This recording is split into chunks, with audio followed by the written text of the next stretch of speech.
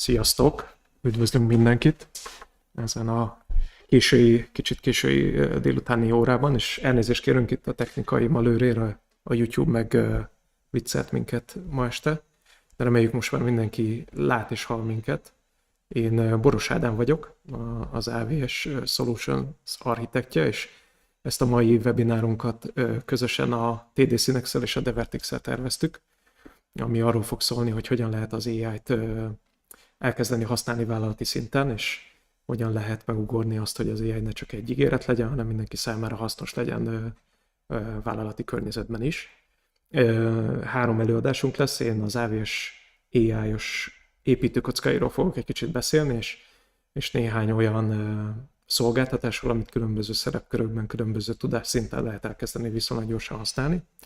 Utána pedig lesz 2 olyan előadás, amit a Devertix Kovács Ádám és Tar Péter kollégái fognak tartani. Ők beszélnek arról, hogy hogyan lehet ezt technikailag megvalósítani, implementálni, illetve hogyan lehet, milyen projekt jellegű tapasztalatokat láttak ők a magyar vállalati környezetben. Jó, én bele is kezdenék az AVS részbe. Igazából a háttérnek mi azt látjuk nagyon sok helyen, illetve nagyon sok beszélgetés során, hogy van egy gap, van egy szakadék a között, hogy egy munkavállaló mi az, amit AI segítségével el tud érni a saját környezetben, akár a mobiltelefonon, akár a saját laptopján, versus mi az, amit nagyvállalati vagy vállalati környezetben el tud érni. A munkavállaló szeretné az AI-t használni a munkájában is, mert látja azt, hogy milyen előnyei vannak ennek, hogyan tudná a munkának a repetitív részét felgyorsítani, illetve hogyan tudom bizonyos gyors problémákat gyorsabban megválaszolni. A munkáltató viszont szeretné azt, hogy ezt az AI-t ezt biztonságos és monitorozható és nyomon követhető módon tudja használni, és biztosítani azt, hogy az adatok, amik a nagyvállalati környezetben vannak, azok az AI számára kontrollált módon legyenek elérhetőek. És ez egy kihívás, és ez az a kihívás, amire az AVS különféle szolgáltatásokkal és építőkockákkal segíteni tud. Hogyha produkcióba szeretnénk, tehát hogyha élesbe szeretnénk vinni egy AI környezetet, egy AI projektet, akkor elég sok kihívással találkozunk, és csak itt egy párat szeretnék kiemelni, hogy az, ami mi tapasztalatból látunk és hallunk az ügyfeleink között. Az első az, hogy nagyon nehéz megfogni azt, hogy milyen várható eredménye lesz egy AI megoldásnak, egy AI projektnek, mi lesz az a value, amit realizálni fogunk rajta. Sok projekt proof of concept fázisban van, sok projektet elindítanak, de nem biztos, hogy ezt a várható értéket fogja ő hozni. Tehát van egy kockázat minden egyes ilyen projektben. Van egy technológiai szint, amit meg kell tudni ugrani, és ez sokszor nem tiszta, hogy milyen jellegű megoldásokat vezessünk be. A mai webinárnak az is célja, hogy erről beszéljünk majd ennek és a következő előadásnak a részeként. Az embereket is fel kell vérteznünk egy olyan tudással, hogy hogyan használja ezeket az AI megoldásokat, milyen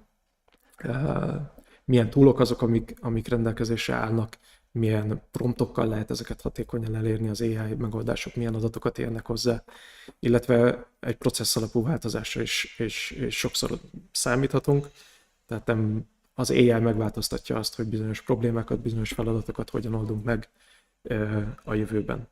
Illetve a kulcsfontosságú kérdés az adat, erről fogunk még majd beszélni. Az AI akkor tud jól működni, hogyha a vállalatai adatunkból is ki tud indulni, tehát nem csak a kezdeti tanulási szakaszban elért információt használja a válaszadásra vagy a probléma megoldásra, hanem a vállalati adathalmazt is el fogja érni.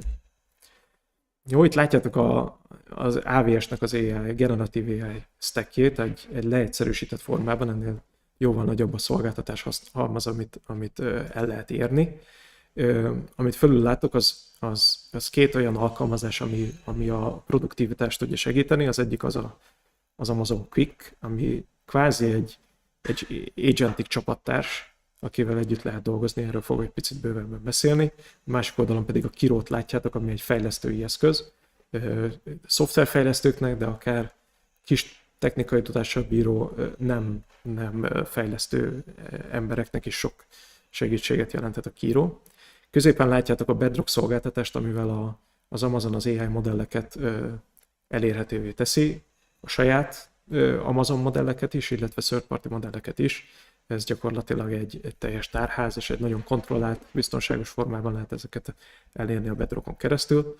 Az alsó szinten pedig látjátok az egyik oldalon egy szolgáltatást, a SageMaker-t, amivel modelleket fejleszthetünk, tipikusan egy nagyobb vállalati környezetről erre érdemes gondolni, ahol saját tudás alapján, saját feladatkörök, saját processzek alapján szeretnénk egy speciális modellt fejleszteni, vagy egy meglévő modellt fine-tuningolni. Erre a SageMaker nagyon jó és nagyon sokféle lehetőséget ad. A jobb alsó sarokban pedig látjátok azokat a hardware komponenseket, amiket az AWS az elmúlt években kifejlesztett. Ezek különleges CPU-k és GPU-k, amik segítenek abban, hogy költséghatékonyan, gyorsan és alacsony költséggel tudjunk modelleket létrehozni, fine-tuningolni, illetve a modelleket alkalmazni az inferencia során. Jó, itt három szintet különböztetnék meg. Gyakorlatilag úgy építettem fel ezt a prezentációt, hogy mi van akkor, hogyha egy olyan felhasználó szeretné használni az AWS AI megoldásokat, akinek gyakorlatilag nincsen technológiai háttere, tehát gyakorlatilag a Just Use It esetről beszélünk. Itt látjátok, hogy olyan üzleti felhasználók, akiknek nincsen igazából AI Machine Learning tudása, nincsen fejlesztői háttere, viszont ők az AI alkalmazásokat akár a telefonjukon, akár a saját laptopon, saját környezetben nagyon hatékonyan tudják használni. Itt gyakorlatilag olyan megoldásokat szeretnénk adni az ügyfeleknek, vagy egy vállalat IT vezető egy olyan megoldásokat akarna adni az ügyfeleknek, ahol igazából ilyen no-code, low-code szituációban tudják ezeket használni, nem kell nekik fejleszteni, gyakorlatilag promptolják ezeket az eszközöket, illetve IT oldalon is megkonfiguráljuk őket és gyakorlatilag lehet ezeket használni. Itt első körben az Amazon Quick Suite, vagy a Quick programcsomag az, amit javasolni tudunk. Gyakorlatilag ez egy agentic AI csapattárs, hogyha lehet így fogalmazni, vagy kolléga, aki nagyon sok üzleti folyamatban, üzleti kérdéskörben tud nekünk segítséget adni. Lehetnek ezek a segítségek akár kérdés-feladat alapúak is, de mivel itt egy agentic AI megoldásról beszélünk, ez a Quick nagyon sok esetben automatikusan is tud feladatokat megoldani, létre tud hozni dokumentumokat, elemezni tudja azokat, és tényleg nagyon sokféle képességű. Ami különleges ezzel a Quick megoldással, illetve Quick szolgáltatással kapcsolatban, hogy nagyon sok adatforrásból tud az dolgozni. Hogyha bal alulra néztek, akkor látjátok, hogy több mint 40 adatkapcsolatot létre tud hozni. Salesforce, Jira, Google Suite, Microsoft környezetek felé, vagy akár AWS-ben megtalálható adathalmaz felé, illetve a felhasználók is tudnak fájlokat feltölteni egy ilyen Quick Suite-os környezetbe. Ezeket a fájlokat ők tudják rendezni, ezekkel a fájlokkal szemben ők tudnak kérdéseket feltenni, mint egy chat agent, illetve ami igazán különleges, hogy ők saját research-ot, saját kutatást tudnak indítani, tehát azt tudják mondani, hogy ebben a fájlhalmazban, ebben az adathalmazban, illetve akár az internetre kinézve szeretnék én egy problémával kapcsolatban információkat összegyűjteni, és az akár tényleg egy nagyon részletes dokumentum is lehet, amit nagyon jól föl lehet használni. A QuickSight oldala ennek az egy korábbi szolgáltatásból fejlődött ki, és gyakorlatilag itt az adatvizualizációra gondolunk, illetve azt érhetjük el. A meglévő adatokból tényleg az AI segítségével, az AI promptolva tudunk olyan információkat kinyerni, ami nem triviális, vagy akár számunkra eddig nem volt világos. A Flow segítségével automatizálni tudunk repetitív műveleteket, és tényleg az agent az létre tud hozni dolgokat, el tud indítani dolgokat, feladatokat tud megoldani, és még egyszer nagyon fontos, hogy itt nincsen kódolási tudásra szükség, ezt üzleti felhasználók el tudják indítani, és akár több lépcsős automatizmusokat, akár teljes üzleti folyamatokat lehet ezzel a megoldással elkezdeni, illetve megvalósítani. Bocsánat, egy pillanatra visszalépek. A következő lépésben a fejlesztőknek szánt eszközöket, illetve megoldásokat fogjátok látni. Tehát itt már egy kicsit technikai tudású ügyfelekre gondolunk, illetve az ügyfeleknél a technikai tudású csapatokra. Nem feltétlenül az AI mérnökökre, vagy data scientistekre, hanem azokra, akik esetleg nem riadnak vissza attól, hogy egy kis kódrészletet lássanak, vagy ezeket elérjék. És itt tipikusan azt látjuk, hogy az AI-t azt a meglévő, vagy akár új alkalmazásokba integrálva tudjuk az ügyfelek számára elérhetővé tenni. Itt jön a Bedrock, a korábban említett Bedrock szolgáltatás képbe, illetve itt lehet ez hasznos, amikor egy meglévő fejlesztő nagyon egyszerűen virtuális asszisztenseket, chatbotokat tud létrehozni, és ez tényleg nagyon jó customizálható, tehát itt már a vállalati folyamatokat megértve, a vállalati folyamatokra igazodva tudunk technikai megoldásokat létrehozni. Itt akár tudjuk használni ezt a Bedrockot, hogy kódot is generáljon a számunkra, meglévő adathalmazból különféle információkat kinyerjen, illetve hogy ezeket feldolgozzuk, ezeket a dokumentumokat, észrevegyünk akár egy üzleti folyamat során kirívó eseteket, akár csalási kísérleteket, analizáljunk adatokat, különféle információ halmaz szerint megtaláljunk olyan dolgokat a nagy adathalmazban, amit esetleg nem láttunk, vagy ami esetleg kirívó lehet. Erre mind hasznos lehet a Bedrock szolgáltatása. És ami nagyon fontos, hogy az üzleti életben, illetve a vállalatoknál azt látjuk, hogy akkor lehet egy Gen AI vagy egy AI alapú projekt sikeres, hogyha tényleg saját adathalmazból tudunk elindulni. És nyilván itt nem arról van szó, hogy egy külső AI eszköz hirtelen hozzáférhessen a saját adathalmazunkra, hanem futtassuk a vállalati szabályrendszernek, illetve security policy-nak megfelelően egy AI környezetet, ami a belső adathalmazból is táplálkozhat, megfelelő módon, kontrollált és monitorozható módon, és itt lehet igazából tényleg a Gen AI-t a saját vállalatunk irányába állítani. És itt a Bedrock az három módon tud segíteni. Egyrészt van egy nagyon erős RAG, vagy egy ilyen kiterjed, hát erre nem tudom, hogy van-e jó magyar szó, de gyakorlatilag terjesszük ki az AI tudását, az ML modell tudását a meglévő vállalati adathalmazzal, tehát amikor promptoljuk vagy megkérdezzük ezt az LLM-et, akkor ő a választ azt nem csak abból az információból, illetve abból az információból kinyert tudással válaszolja meg, amikor ő föl lett tanítva, hanem nyúljon ki a vállalati adathalmaz felé, és ennek keretein belül, vagy ennek az információval felvértezve válaszolja meg a mi kérdésünket. A fine-tuning a középső részen azt látjátok, amikor megvan egy nagy meglévő modell, amit szeretnénk használni, amit már valaki feltanított, viszont mi a saját vállalati környezetünkre szeretnénk ezt finomítani, és erre van is adathalmazunk, úgynevezett labeled datánk, ami természetesen sokkal kisebb, mint amit egy nagy modell a tanulás során felhalmozott, vagy felhasznált, de ő gyakorlatilag ezt a Bedrock segítségével fine-tunolhatjuk, tehát finomíthatjuk. Ilyenkor készítünk gyakorlatilag a modellről egy új változatot, egy saját verziót, amit aztán utána később mi fel tudunk használni az üzleti alkalmazásainkban. És a harmadik szint az pedig a folyamatos újratanítás, amikor látjuk azt, hogy egy visszacsatolás módon látjuk azt, hogy hogyan viselkedhetne a modell jobban. Tehát amikor már alkalmazzuk a modellt, akkor megvan az, hogy mi az, ami milyen helyzetekben működött jól, mi az, amikor kevésbé jól, és ilyenkor a nagyvállalati adatunkkal gyakorlatilag szintén még egy szinten tovább tudjuk finomítani a modellnek a működését. Jó, illetve a fejlesztőknek még egy kicsit másik irány, a Bedrock szolgáltatás mellett egy viszonylag új fejlesztői környezetet tudunk javasolni, ez a Kiro, amit az AWS 2025-ben jelentetett meg.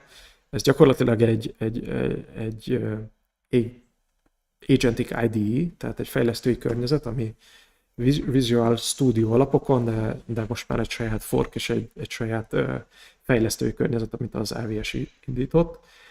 Abban nagyon különleges, hogy a specifikáció alapon tud fejleszteni, és folyamatosan lépésenként kérdés-fejlelek módjára tud segíteni a fejlesztőt a fejlesztési folyamatban, illetve a tesztelési folyamatban is.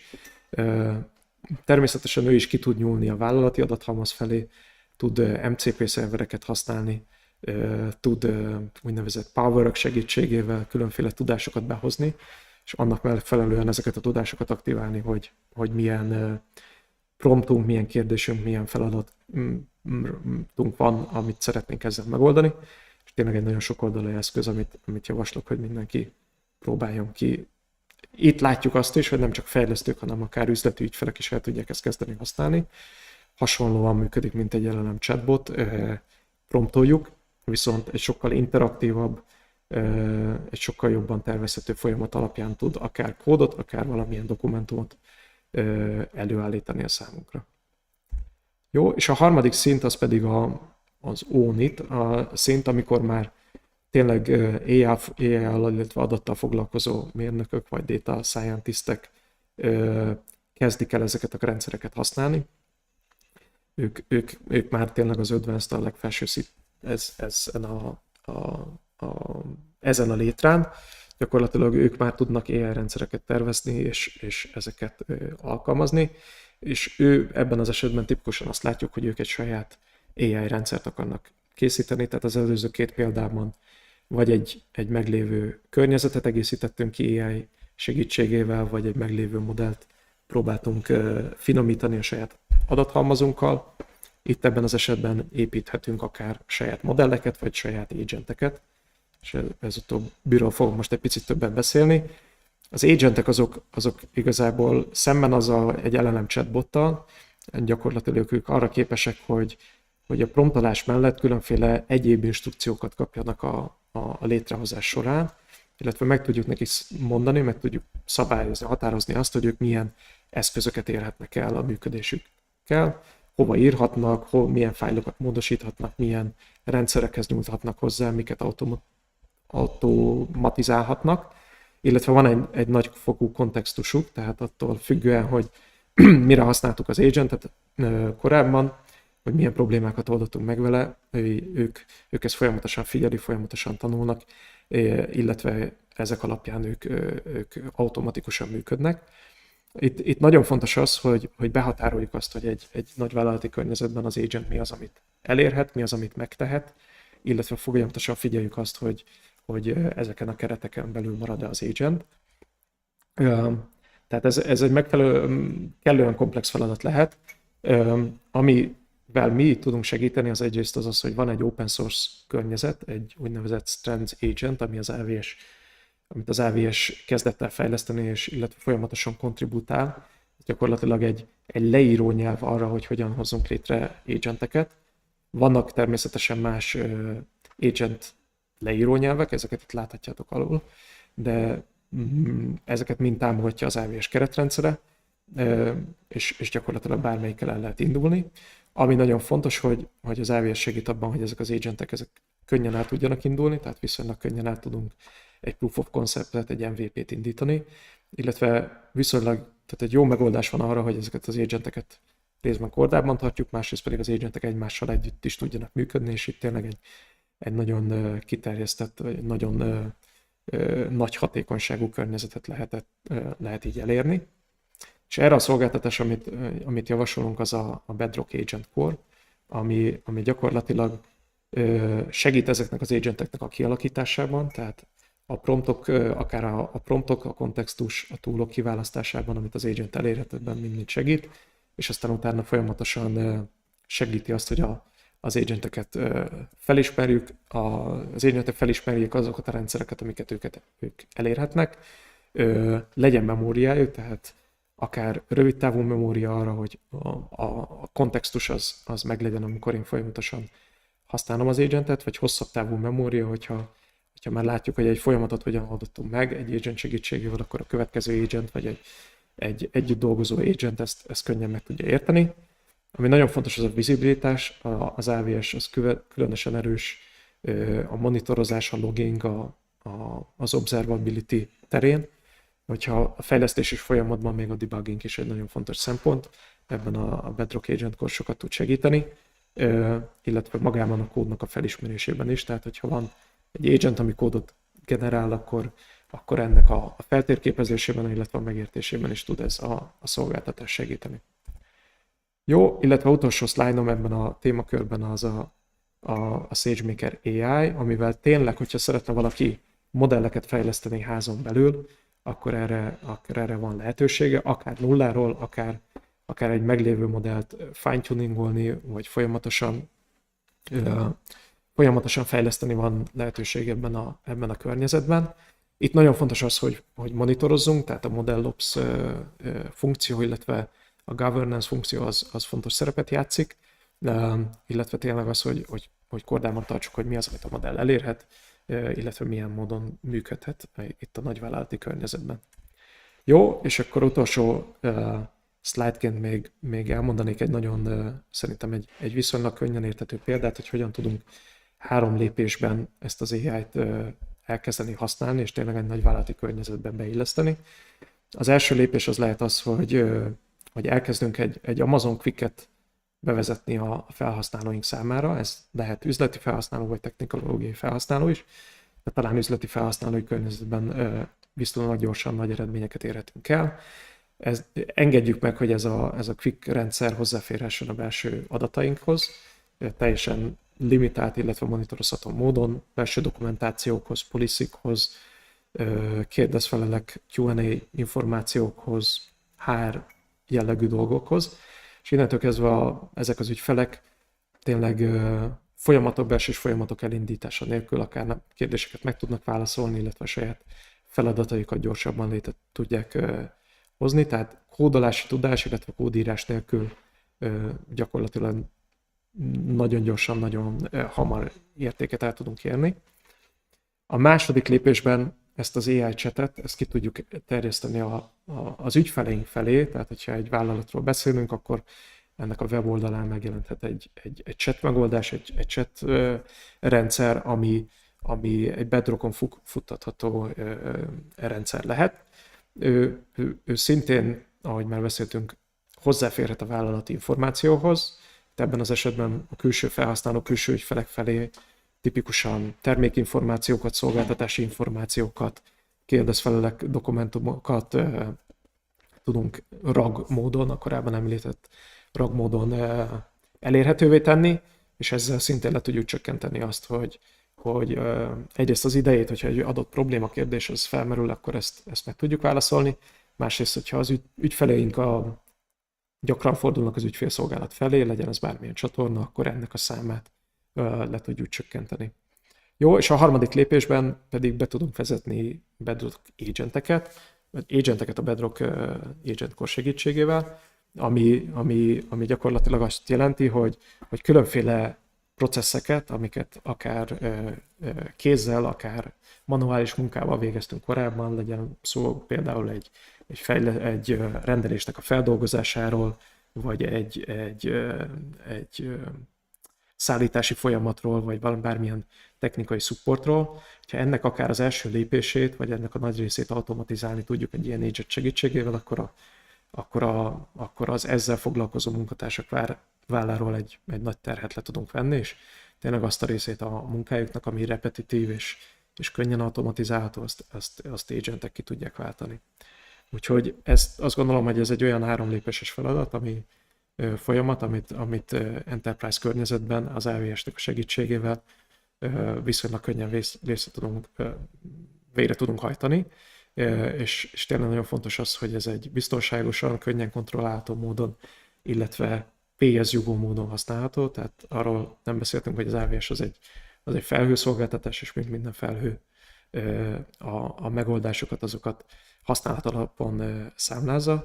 Ha kicsiben kezdünk el valamit használni, akkor a költségkereteink is folyamatosan monitorozhatók, és tényleg ebből a szempontból a projekteink nagyon hamar pozitív ROI-t tudnak termelni.